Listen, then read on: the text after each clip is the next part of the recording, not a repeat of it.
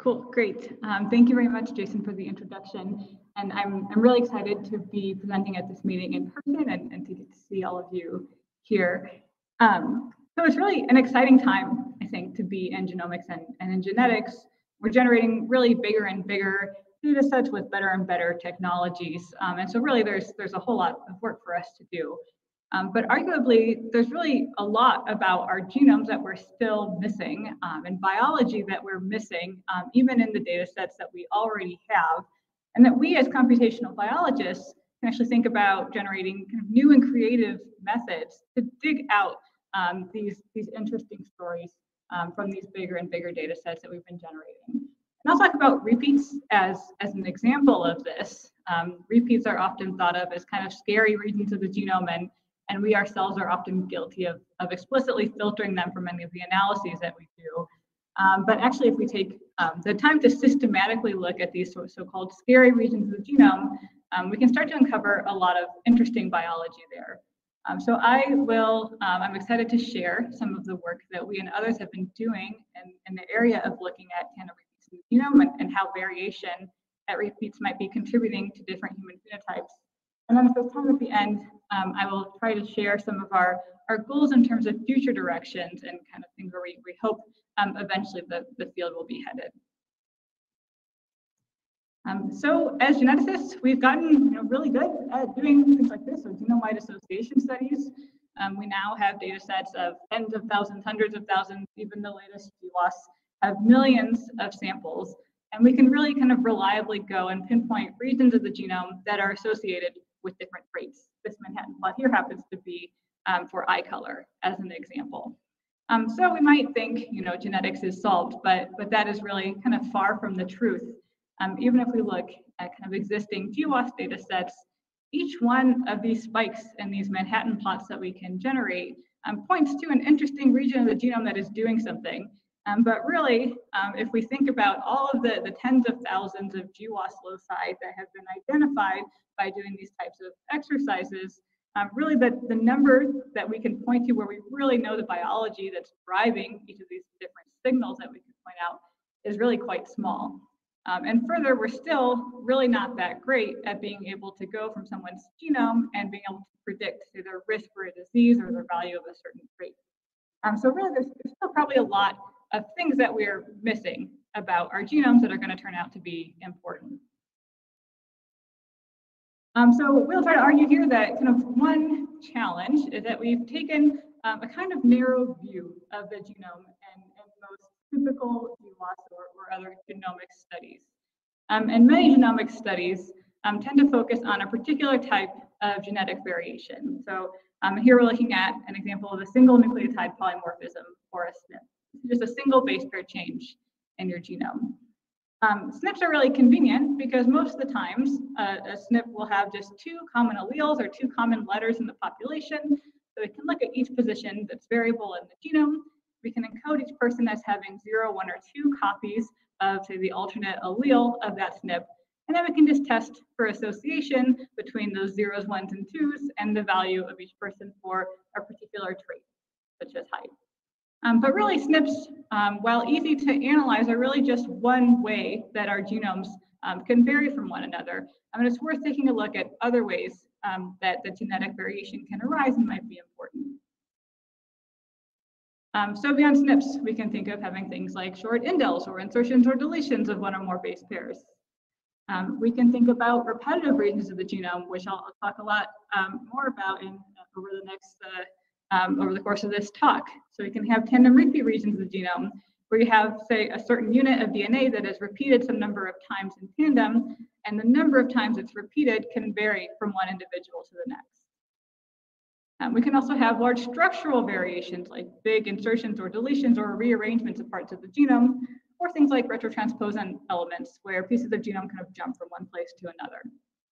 And this slide is really an oversimplification. There are many complicated ways that genomes can vary. You can have, say, sequence variants within a repeat, or repeats within a retrotransposon, or variants within segmental duplication regions of the genome. And I listed some known disease-causing examples of these much more complicated ways that genomes can vary. And arguably, these more complex forms of genetic variation actually contribute a larger amount of variation from one genome to the next compared to these single nucleotide polymorphisms. So it's worth thinking about ways that we can start to systematically incorporate these other pieces of the genome into our analyses.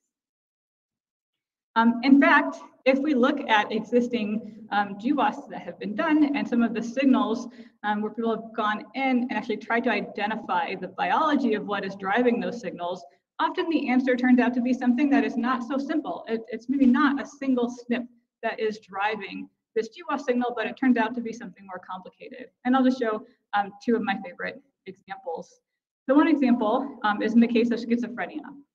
So in one of the first large schizophrenia GWAS is done, it was shown that the top hit for schizophrenia is lying in the MHC region on chromosome 6.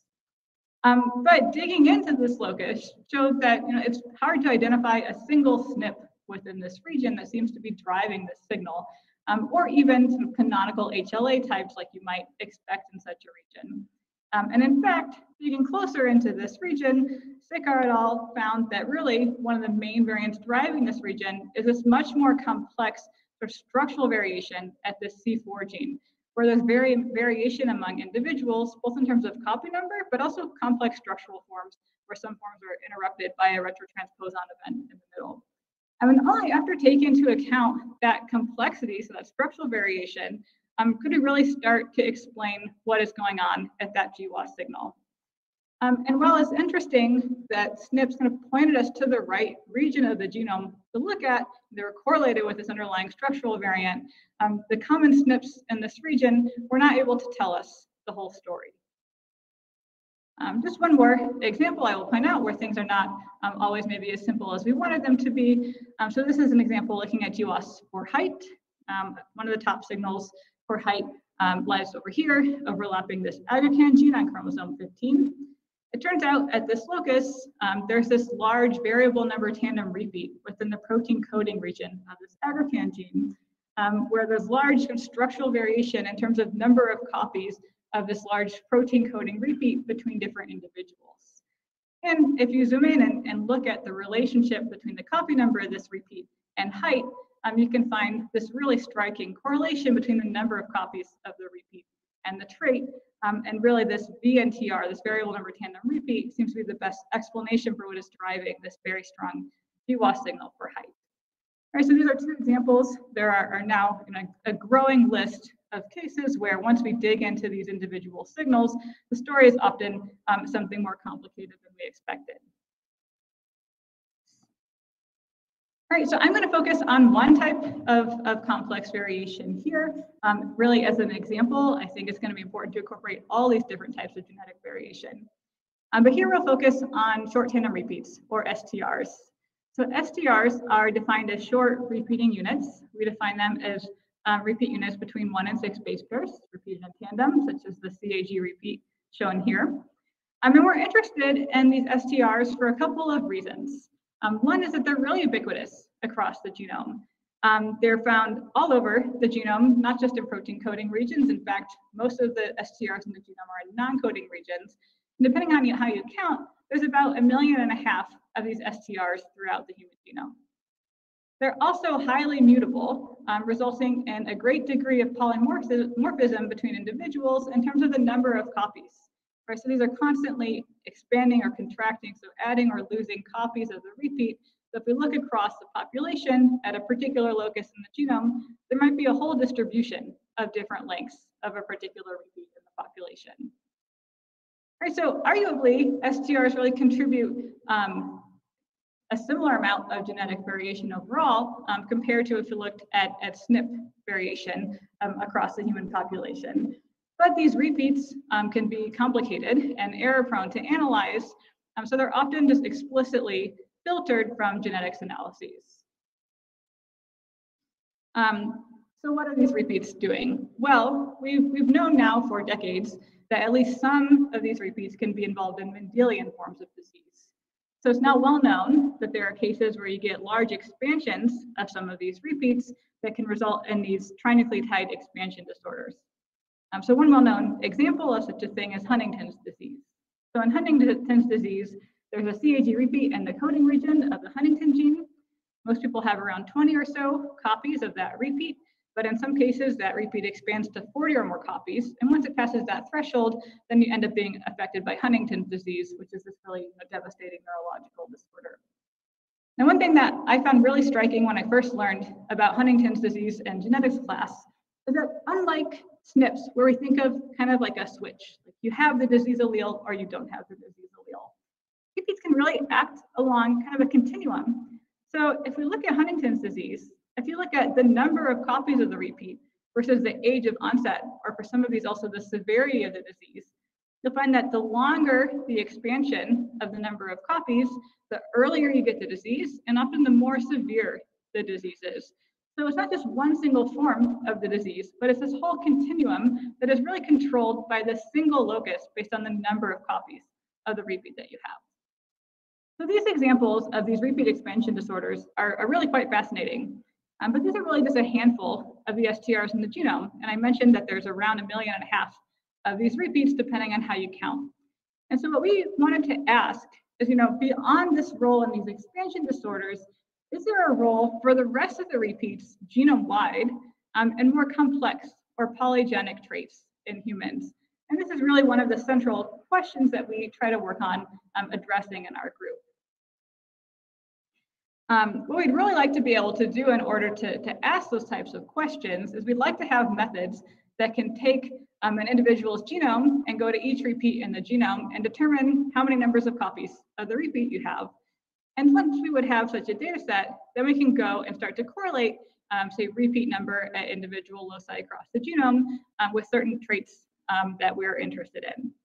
But it turns out that genotyping STRs can be really computationally challenging, and that's one of the main reasons that they are often not systematically considered. And there are many challenges, but I will just highlight a couple of ways that this ends up being challenging. One is that it's really, if we want to get at these STR regions from like next-gen sequencing data, we'd really like to be able to have reads that go across the entire repeat. If we want to be able to count how many copies of a repeat someone has, and if we have repeats that are longer than the read length, it becomes really challenging to go in and actually do that counting.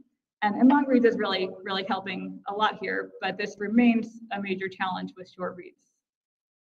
Another challenge is that repeats are messy. Anytime we try and go and say PCR amplify these things in the lab, or PCR amplify them before you do something like sequence somebody's genome, every replication of the DNA can introduce errors at these repeats. Sometimes we call this stutter error.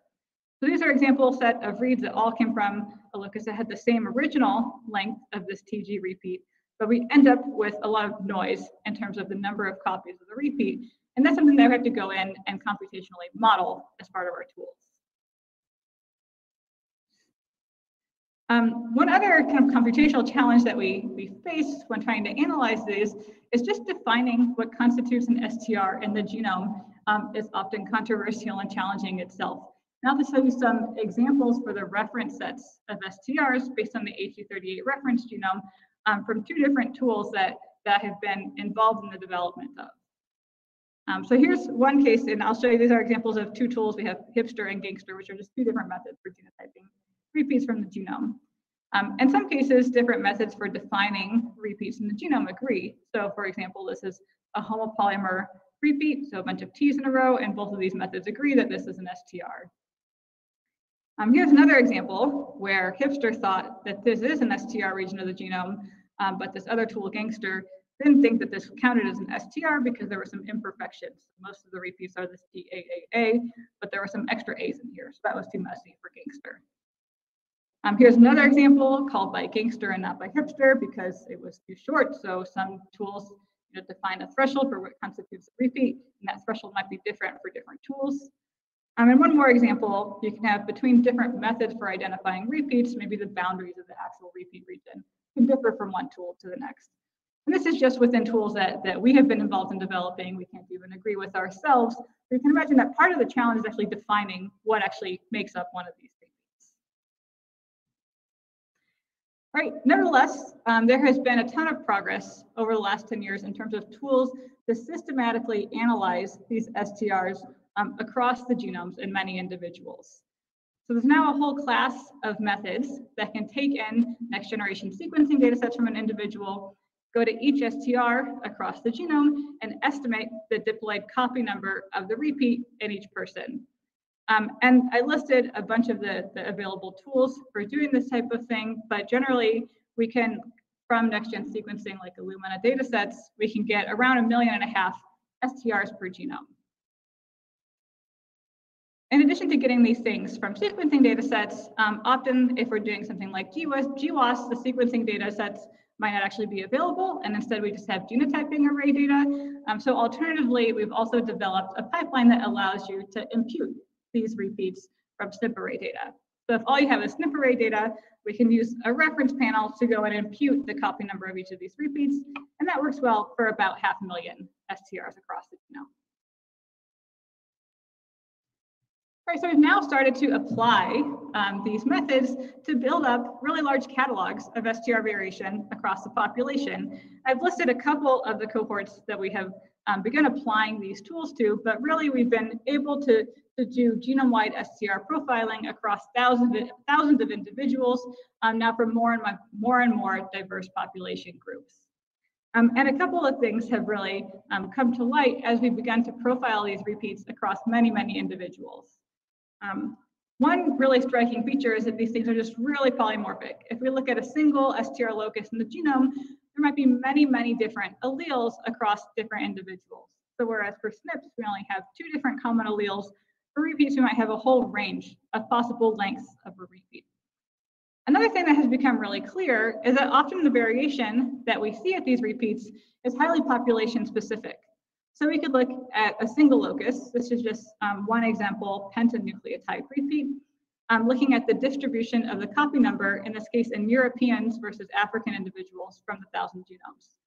And just at this single locus, there's this really striking shift in terms of the distribution of the number of copies of the repeats based on the ancestry of an individual. So going forward, it's going to be really important for us to do these types of analyses across diverse ancestry groups, just because the genotype patterns of these repeats can really be so different. Okay, so now that we have these tools for analyzing repeats on a genome-wide and a population-wide scale, we'd really like to be able to start to apply them to understand the contribution of repeats to complex traits. Okay, so we're going to go back. This was the SNP paradigm for how we can do the GWAS analysis based on SNPs. We're really going to work on extending that now to do a similar type of analysis with these STRs, or these short tandem repeats, where instead of looking at the relationship between these 0s, 1s, and 2s and a trait of interest, we're instead going to try and identify places in the genome where the length or the number of copies of a repeat of an STR is associated with some trait of interest. All right, so I'm going to focus on 2 different areas in which we've been applying these types of analyses. First, I will look at how we've been looking for STRs that play a role in gene regulation. And then I'll show how we're extending these frameworks to start to look for STRs that might be implicated in complex traits by trying to integrate STRs into the GWAS pipeline. All right, so I'll start with gene regulation. All right, so it was once thought that these STRs are sort of junk DNA, and these are, by the way, the same markers that are used by things like forensics and genealogy analysis, because it was thought that most of these repeats are not doing something functional. But we're learning more and more that is far from the truth, and that variation in copy number at many of these repeats can play important roles in things like gene regulation. I've put a couple of examples that have been shown here on this slide, but by no means a comprehensive list. But STR can do things like form transcription factor binding sites. By changing their lengths, they can modify spacing between regulatory elements or even modify nucleosome positioning. I'll show examples for how some of these repeats can form these unusual secondary structures that can end up being involved in gene regulation, and other mechanisms such as methylation and splicing have been shown as well. So many of these mechanisms have been hypothesized or worked out looking at single gene examples. But really one of our goals is to leverage now these tools that we have to look at these things on a genome-wide scale and try to systematically start to test and identify these associations and see if those can give us any additional insights into how these repeats might be working. So really we've taken kind of two different directions to try and look at the role of STRs in gene regulation. The first, which I will focus most on, is by mining existing sequencing data sets. So we'll focus on data from the GTEx project, where we have both whole genome sequencing data as well as RNA sequencing from many different tissues. When we analyzed this was for about 650 samples. But now I'm really excited that in parallel to this, we have set up an experimental system in the lab that we can start to really test some of the effects of these repeats at scale. So we've set up a system called massively parallel reporter assays, or MPRA, and recently just got done generating our first round of data using this type of technique, where in this case, we were able to synthesize 100,000 different sequences that contain an STR. We can do things like vary the length of the STR or vary the motif of the STR, et cetera. So we've applied this to try and understand the impact of around 30,000 unique STRs that are found in promoter regions of human genes. And so our MPR data is really kind of hot off the press, so I won't talk too much about it, but I will highlight some of the interesting findings that are already coming out of that and kind of compare that to what we've been able to see from the GTEx data set. Okay, so how are we going to do this in the GTEx data set? Well, our pipeline for doing this is quite straightforward. So from GTEx, we have whole genome sequencing, which allows us to apply one of those methods that I mentioned. In this case, we applied a method called HipSter that can go through the whole genomes of each person. And for each STR, we can go and get a count of the copy number of each STR that person has. And in parallel, we have expression data. So we have RNA-seq for the same set of individuals. And so we can use that to measure the expression of each gene. In this case, we focused on 17 tissues from the GTEx project. And now for each STR that is nearby a gene, we can simply do a linear regression to test for a relationship between the number of copies of the repeat here on the x-axis and the gene expression of each gene here on the y-axis. Notably, for most of our analyses, we're going to be assuming everything is linear. So we're going to be assuming that there's a linear relationship between the number of copies of the repeat and in this case, gene expression later on in the case of traits. But we're actually, I'll show you some examples where we're learning more and more that not everything is linear, and that's really going to complicate the methods that we're going to use. But for now, we're just assuming that everything is linear. So on the x-axis here, we can just look at the sum of the two copies of the repeats that each person has. Right, so we can do this for each STR gene pair in the genome and find these significant, what we're going to call expression STRs or ESTRs. All right, so we've applied this to the GTEx data set and identified around 28,000 of these ESTRs, so unique STR gene pairs that show this relationship.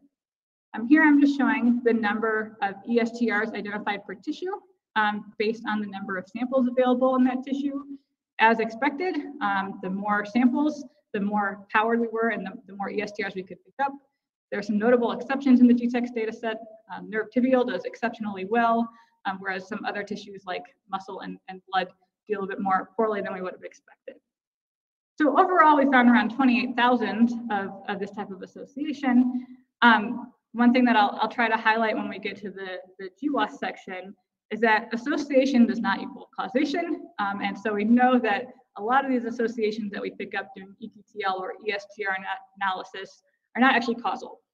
So we additionally did another type of analysis called fine mapping, where we tried to compare the signals at the STRs to the signals of nearby variants to get some extra information on which of these we think is actually a causal driver of gene expression. And that gave us this much smaller set of around 1,400 of these putatively causal ESTRs based on that fine mapping analysis. I want to show you some examples of what these look like. I think I really enjoy looking at these association plots. So these are some examples of these ESTR associations that popped up from our GWAS analysis. In each case, this is showing the number of copies. So the sum of the copies, I think it's actually the average number of copies of the repeat on the x-axis, and the y-axis gives the expression of each individual.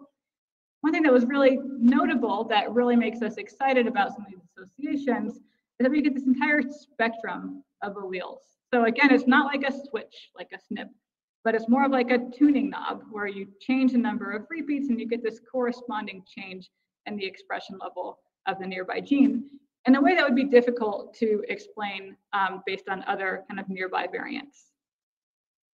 So now that we have identified these signals, we can start to do some characterization of them. And I'll show just a couple of examples of some ways that we tried to do this.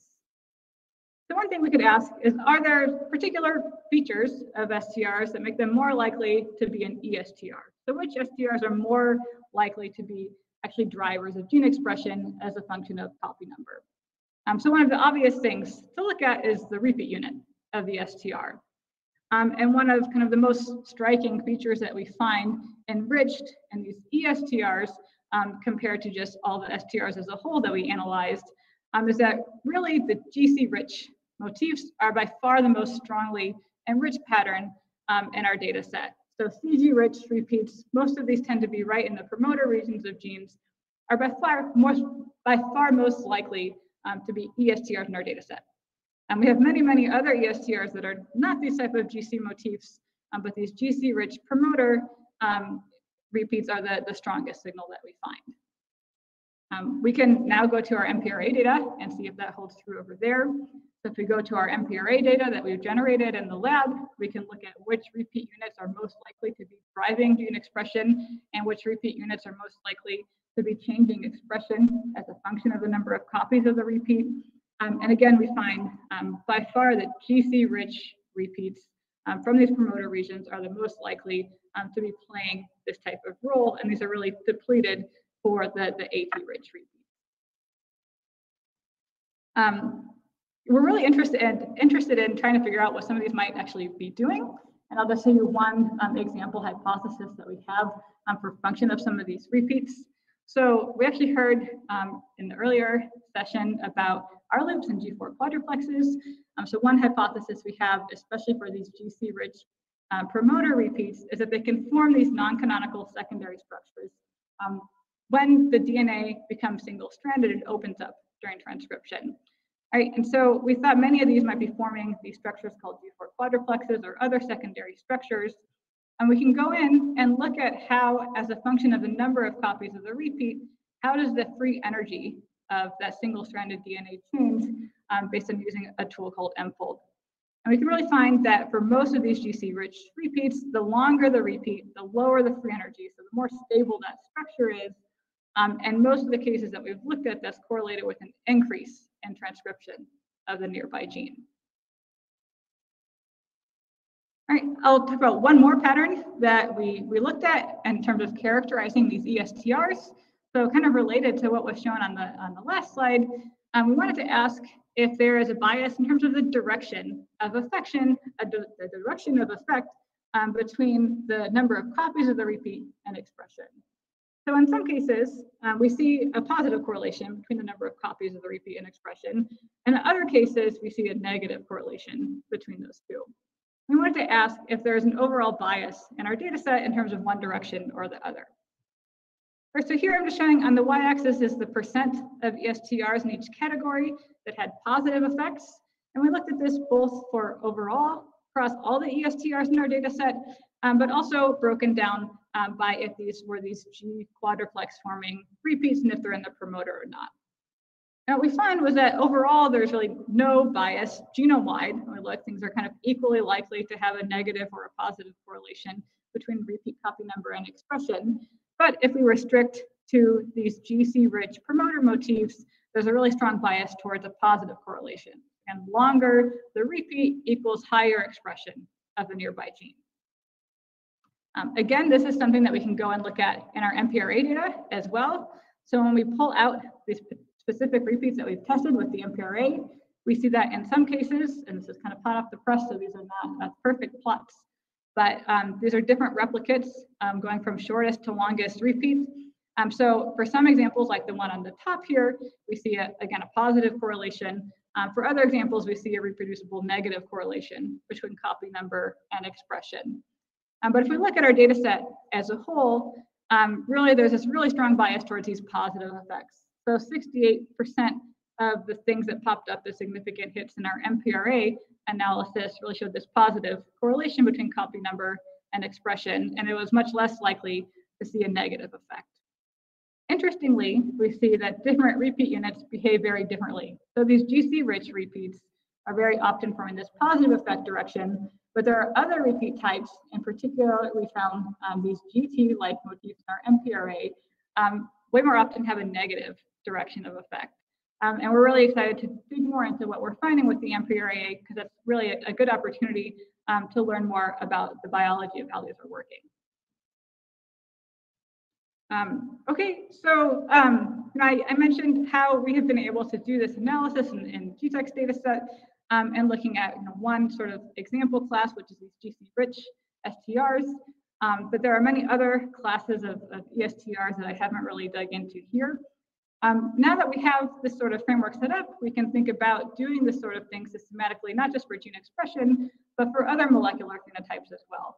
And I'll just highlight one more example of how we've been starting to do that. In this case, looking at alternative splicing in addition to actual gene expression correlations in the text data set. All right, so we've done similar analysis like we did for gene expression, but this time looking for if STRs are influencing variable splicing, and found around 750 of these, what we're calling splicers per tissue in the GTEx data set. And I'll just show one example of what this type of analysis might show. This is just one example of sort of splicer that we've identified. In this case, there's actually the CGG repeat and the UTR of this gene GIPC1. This was recently shown to be a newly identified repeat expansion disorder repeat. So expansions of this repeat are implicated in this disorder OPMD. But we found this really strong correlation between the number of copies of the repeat of this trinucleotide and the inclusion or the splicing efficiency of exon 2 of this gene, making possibly differential splicing as a potential molecular mechanism that might be implicated in this disorder that we're currently looking more into. Okay, so to wrap up the gene expression section, I've really, all the associations that we've showed so far have really focused on these linear associations between copy number and expression, or in the last case, in splicing. But as we start to dig into these more, we're realizing that sort of these linear models are often an oversimplification. And that likely in many cases, these associations are not actually going to be linear, at least not across the entire range of repeats that we see in the population. So one of the things that we're actively working on now is extending these types of analyses to nonlinear methods. This becomes a lot more annoying because we can't just simply sum or average the two copies of the repeat across the two copies of the chromosome of an individual. And instead, we now need to treat those separately if we want to look at these more complex functions to relate repeat copy number and a trait. So one way that we have begun doing this is using, instead of a linear model, using a quadratic model. So modeling expression as a quadratic function of the number of copies of the repeat. And I'm showing two examples of this that we have pulled out of the GTEx data set. Now, again, instead of plotting on the x-axis the mean number of copies in an individual versus expression, we have to do this sort of stratified analysis where we hold one repeat constant and allow the second repeat to vary. So that's what these plots are showing. But we can see some really, I think, striking examples of very clear nonlinear trends between copy number and expression. This is quadratic models. There are other types of relationships that we're still not yet able to pick up, but are really interested to extend this analysis to do. And I'll just point out that if we look across all the GTEx tissues, there's likely hundreds of these types of associations that we were missing previously when we only relied on these simple linear models. Okay, to summarize the first part, looking at STRs and gene regulation, we've really found thousands of these associations between repeat copy number and molecular phenotypes like gene expression or splicing. And I haven't really gone through the analysis for this, but overall, we estimate that around 10% of the heritability of gene expression might be driven by STRs. So we really think if we're interested in doing things like predicting gene expression from an individual's genome, well, taking into account repeats and other complex types of variation is actually going to be a really important piece of the puzzle that we need to consider for those types of efforts. Okay, so now I will go on to the second part. So in the first part, we were looking at relationships between STRs and gene regulation and molecular phenotypes. Now we're going to extend that reasoning to look at the role of these STRs and complex traits in humans by trying to basically integrate STRs into the GWAS pipeline. So Jonathan Margoliash in my lab, a very brave graduate student, set out to set up a pipeline for basically integrating STRs into GWAS, which sounds a lot easier than it is. It turns out most tools out there for doing basically anything in the GWAS pipeline are set up to deal with biallelic variants and don't automatically handle repeat copy number as a genotype of interest. So he did really a monumental effort to set up a pipeline for doing this. Our first pass at this has been focusing on the UK Biobank, for which we were focusing on around 400,000 white British individuals. Now, when we started this project, we didn't have whole genome sequencing for these individuals. So instead, the first step of our pipeline was to use our reference haplotype panel to impute genome-wide repeats for each of these different participants in UKB. Once we had imputed these 500,000 STRs into the genomes of these individuals, then our goal was to, similar to our gene expression analysis, test for associations between repeat copy number and different traits in UKB.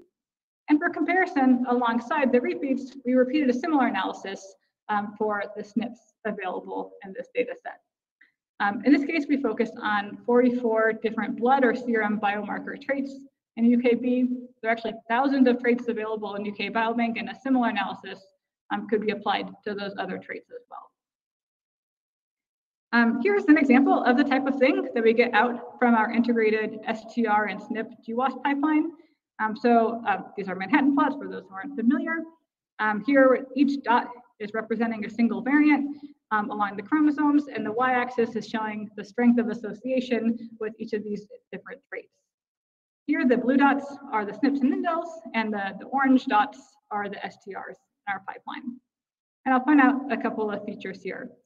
One thing that we found is generally the signals that we find in GWAS kind of co-localized between STRs and SNPs. So generally, they're pointing us to like the same regions of the genome. And that makes a lot of sense. There's a lot of linkage disequilibrium between these two.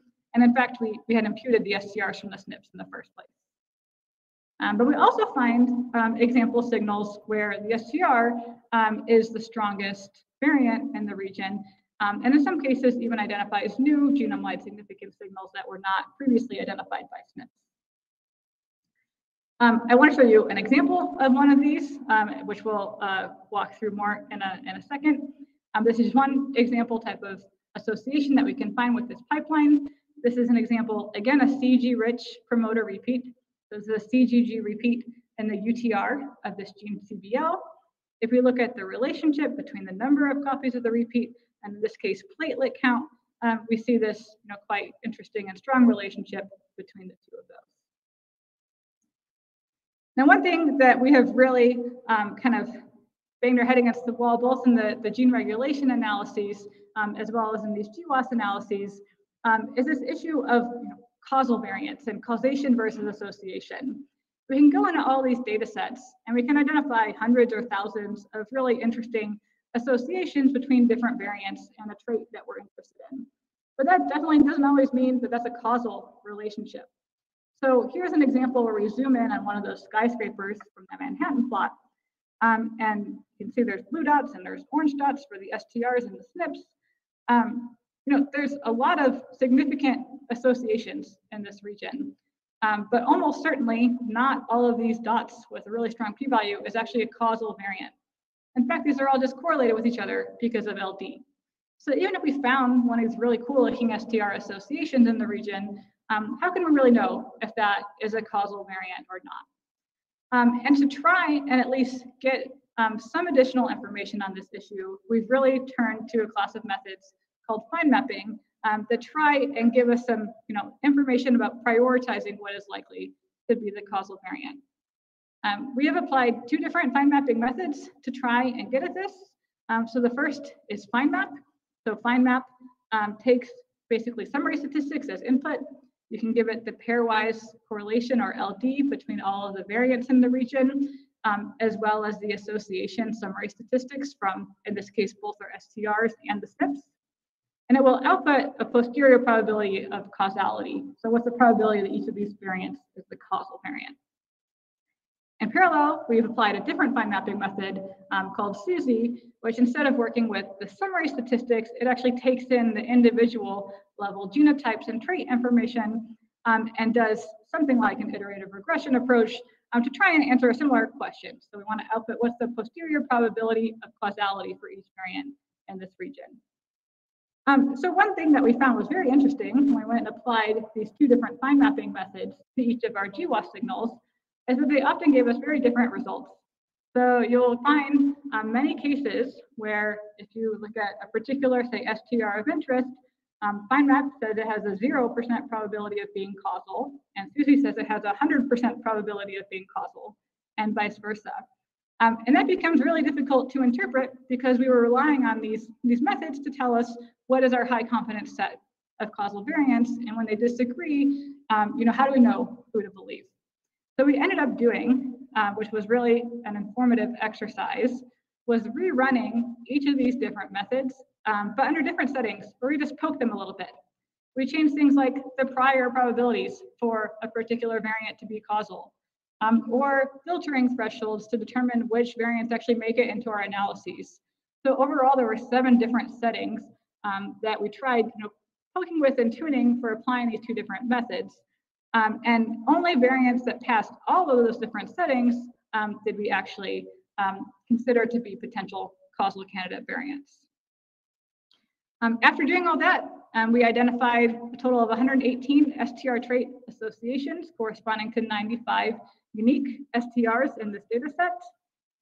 These end up including some of the top GWAS signals for some of the traits that we analyzed, including a very interesting hit for LDL cholesterol.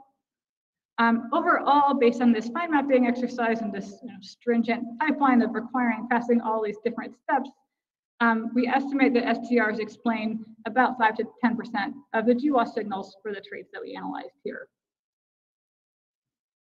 One sanity check that we did on the fine mapping, so we wanted to know, is our pipeline actually kind of enriching for truly causal variants, or is this whole process just kind of noise?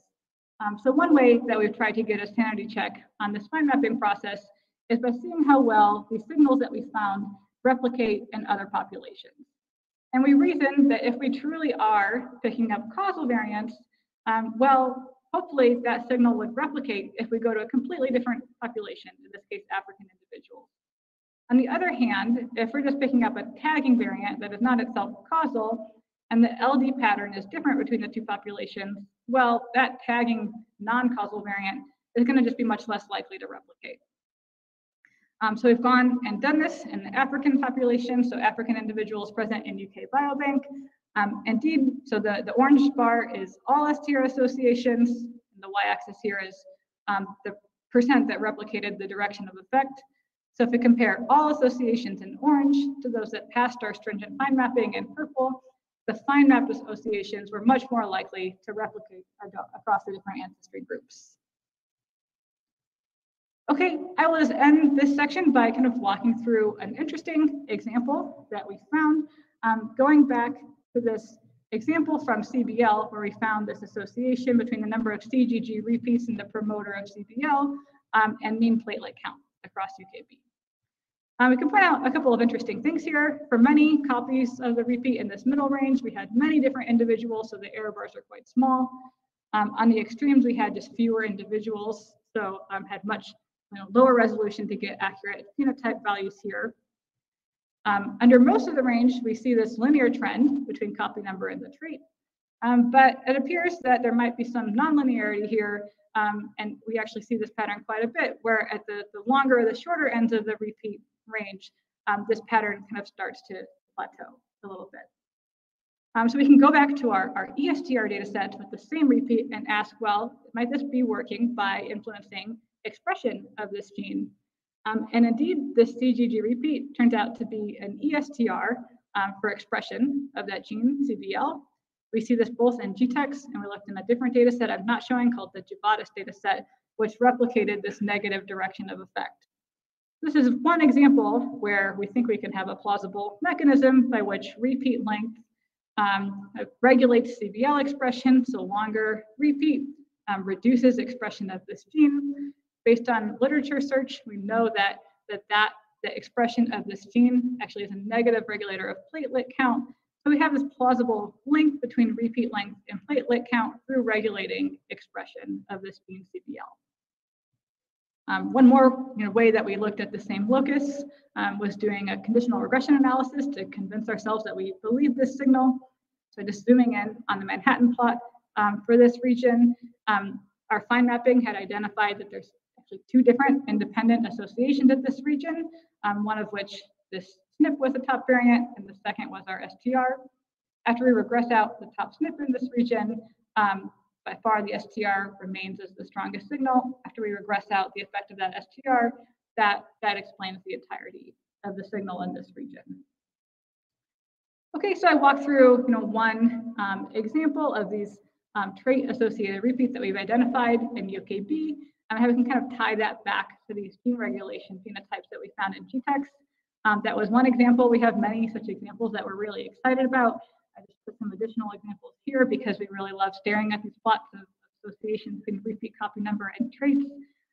These also turn out to be correlated with the ESTRs that we were finding in GTEx and other data sets. And so we're really excited to continue digging into some of these individual associations to try and learn about the biology. And really these seem like they could be very nice causal drivers of these existing GWAS signals that were identified based on the SNP analyses previously.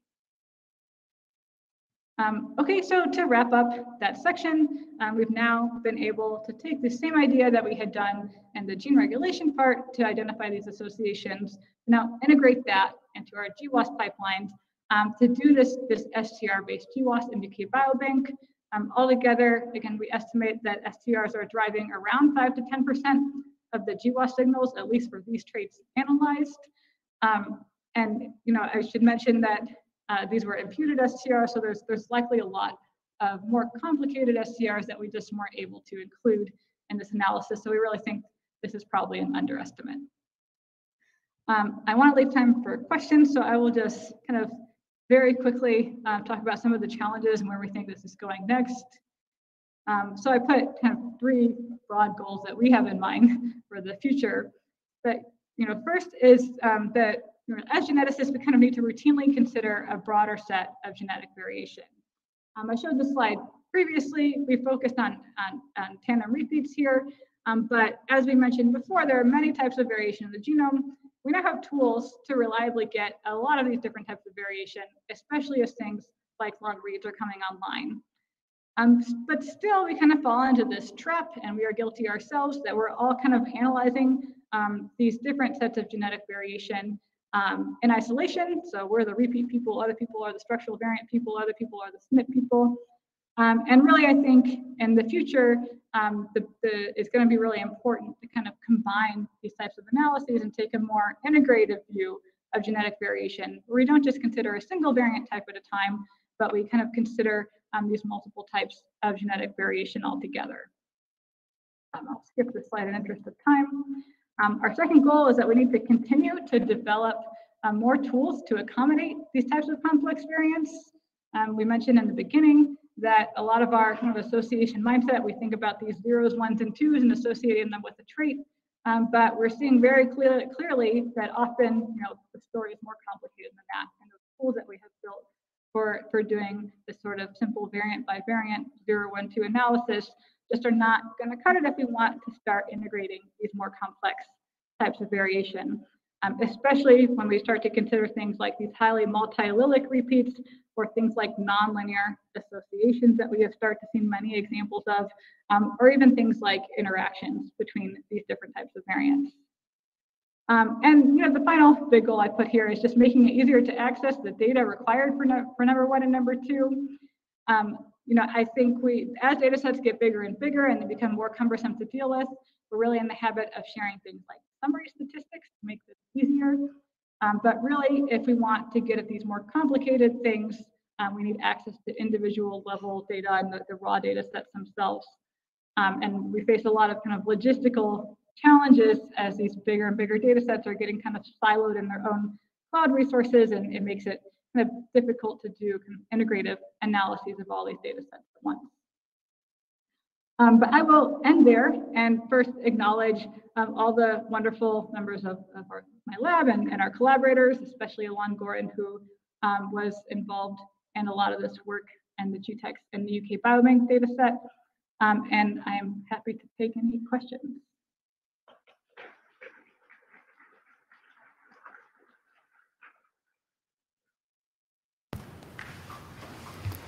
Hello. Oh, excellent talk.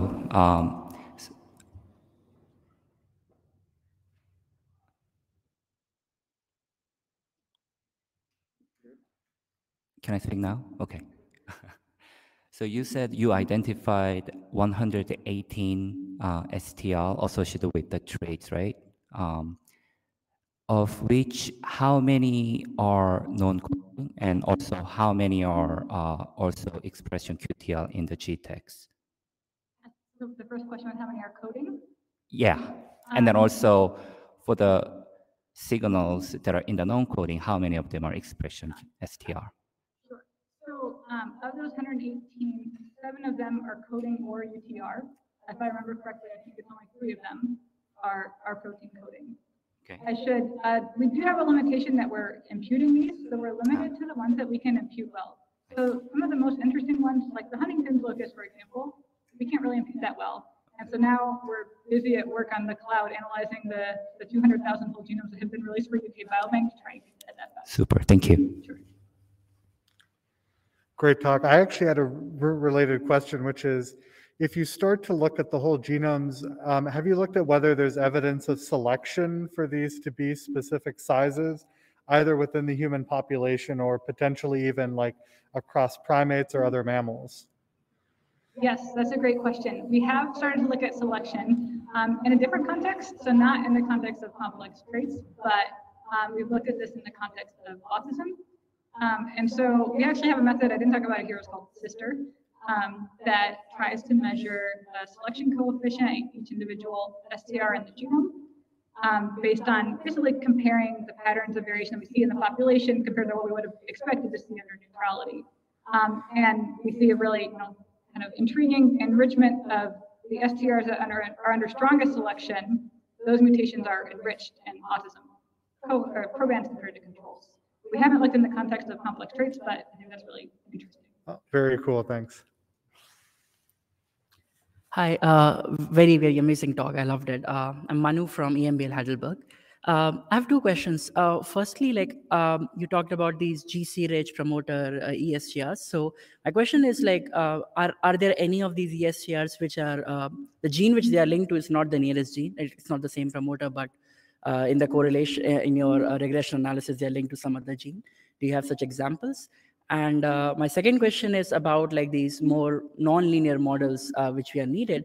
So do you think it makes sense to also include some flanking information apart from just the repeats, and somehow use maybe, I don't know, sequence-based CNN models to basically do this analysis linking them to gene instead of just having a simple regression?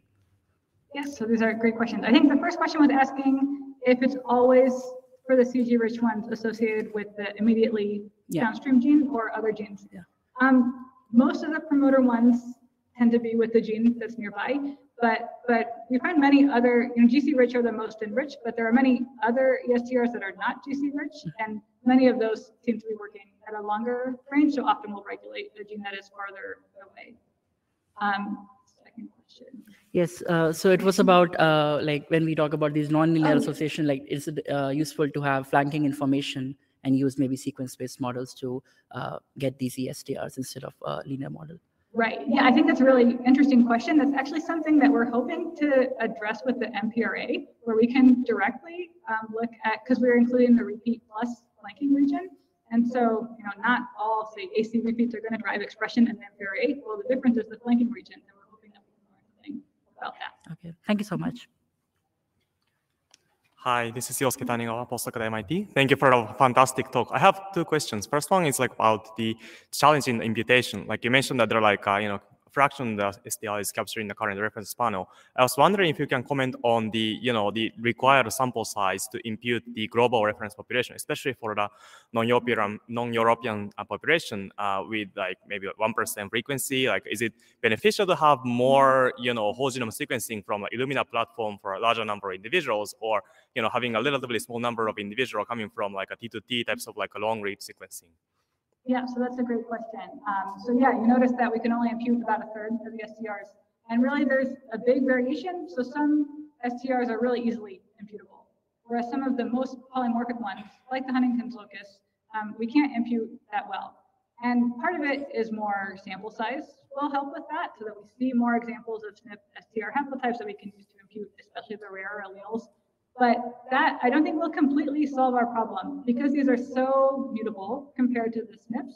There are often cases where on the same exact long-range SNP haplotype, you see a range of STR alleles.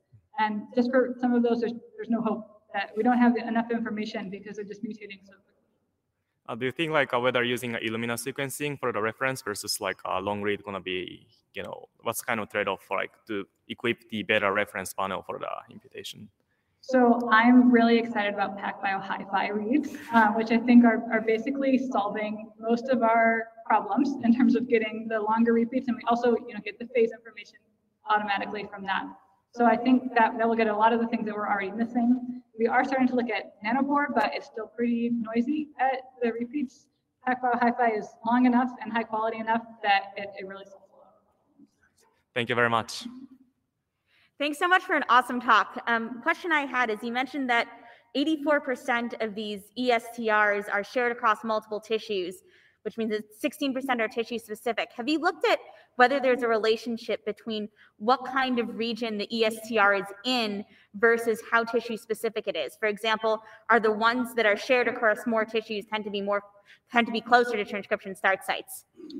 We were really hoping to find something like that, and we tried really hard to find tissue-specific sequence features in GTEx, but I can't say that we have found anything that I can report as significant. Thanks.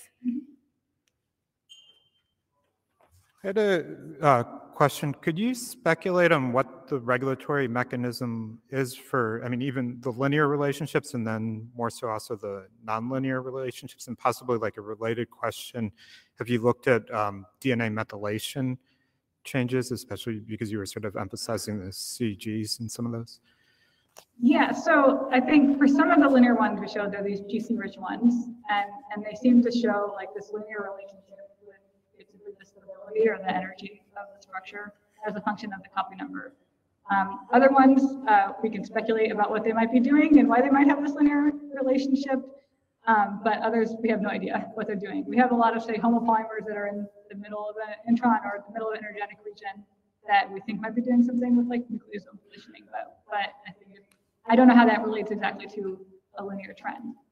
For the nonlinear trend, we see a lot of things where like the effect eventually plateaus. So I think up to a certain point, you get this increasing effect, but at a certain point, the structure is stable enough that increasing the repeat copy number kind of stops doing anything.